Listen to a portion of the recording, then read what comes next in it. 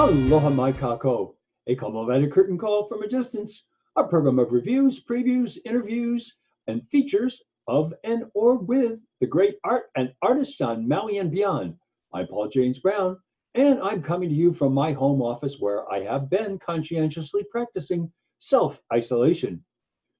This week's show is a little different. We will be focusing on two experiences rather than events or performances. These experiences are not really, in the truest sense of the word, artistic ones, although there are those who might disagree about chocolate and art. When I met Dr. Gunnars Valkers, PhD, the CEO of Maui Kuʻia Estate Chocolates, for the first time, his charitable giving arm, the Makana Aloha Foundation, had just given Ebb and Flow Arts a substantial grant. I asked him what his plans were for his cacao farm. He didn't hesitate. This is a man who knows what he wants and has both the intellect, he turned down graduate school at Harvard, and resources. The company he was a co-founder of was bought by a pharmaceutical giant, Lilly. So he has the resources to accomplish what he sets out to do.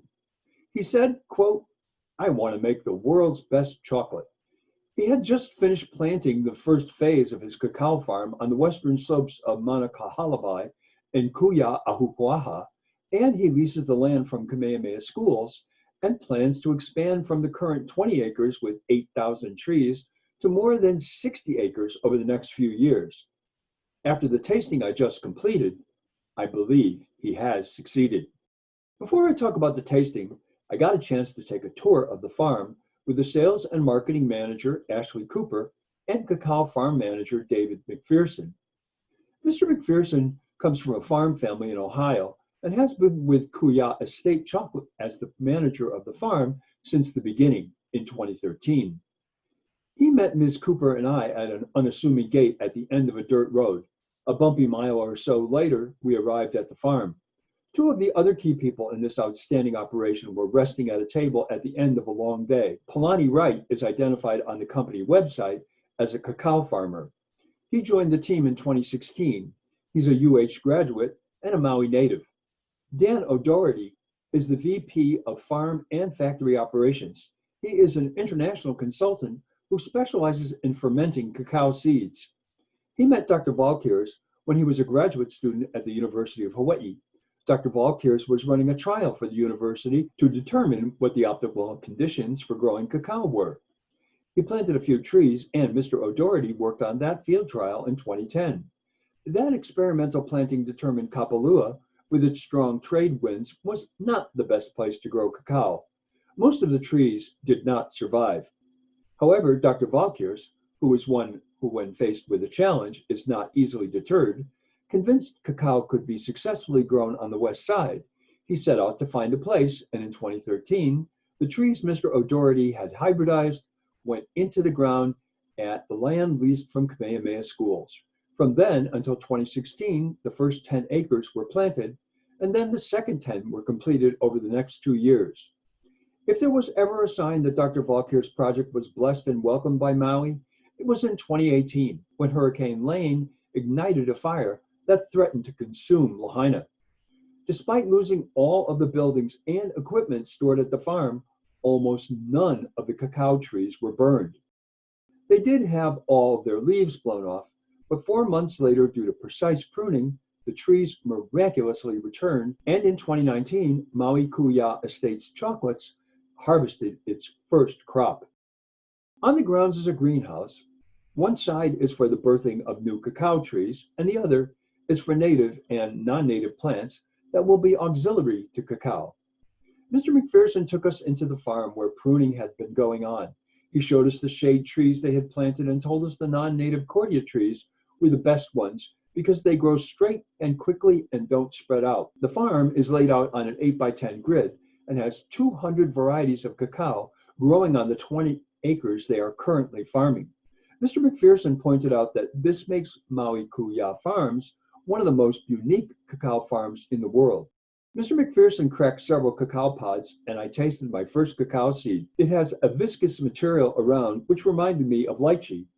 It was interesting to taste several different seeds and surprising to discover the distinct differences among them. Biting into the seed is also a unique experience. It has the consistency of an almond and a slightly bitter but wholly delicious flavor. Mr. McPherson told us the seeds can be juiced. However, this has to be the world's most expensive juice. He told us 160 kilograms yields 3 gallons of juice. We ended our tour at the fermenting area where he showed us the beans that had been resting for 6 days. When I bit into these beans, the chocolate taste was readily apparent, and it was amazing the difference 6 days of fermentation could do. There is a plan to have a farm tour for the public with a tasting right at the farm. Of course, since we are closed to visitors until at least September, that is in the future. As a confirmed chocoholic, I was so excited when I saw that the Kuʻia Chocolate Factory was finally open to the public and tastings were being scheduled.